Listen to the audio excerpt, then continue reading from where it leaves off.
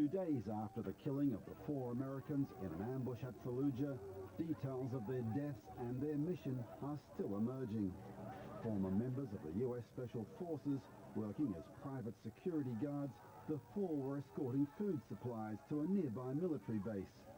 After the first vehicle was hit and its occupants killed, the second team made a U-turn in an unsuccessful bid to escape.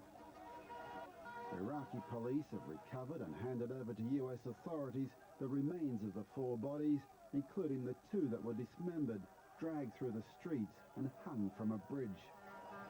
The acts we have seen were despicable and inexcusable. They violate the tenets of all religions, including Islam, as well as the foundations of civilized society. Their deaths will not go unpunished. One of the victims has been identified by his family in the US as former Navy SEAL Scott Helvenston. Another as former US Army Ranger Jerry Sovko. He had to. He just felt that he had to go, that he would make a difference. It's estimated that 15,000 American and other foreign private security guards are now employed by contractors working for the coalition. They defuse roadside bombs, escort food convoys, protect visiting dignitaries and even guard Paul Bremer.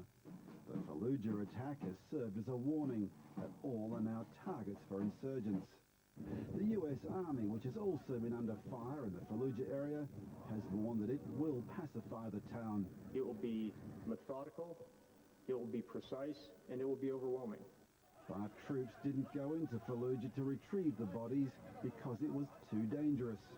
There may be ambushes set up, there may be civilians being used as human shields.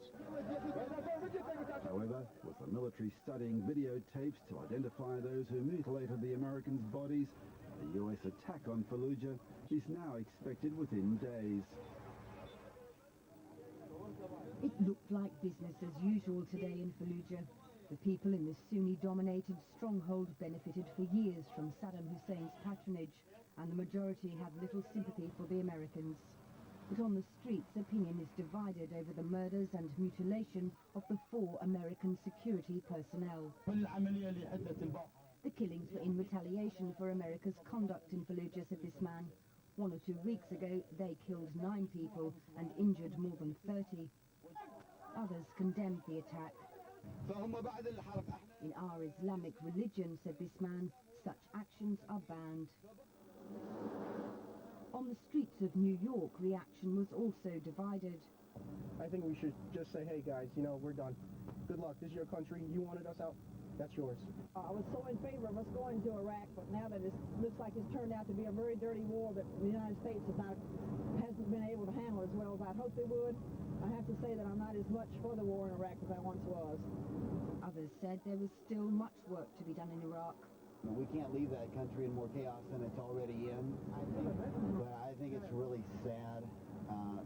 No one, let alone American citizens, deserves to be treated that way.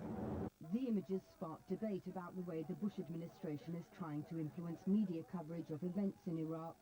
It's already banned the filming of returning coffins, and after Fallujah, warned American news organizations to take care in their handling of the story.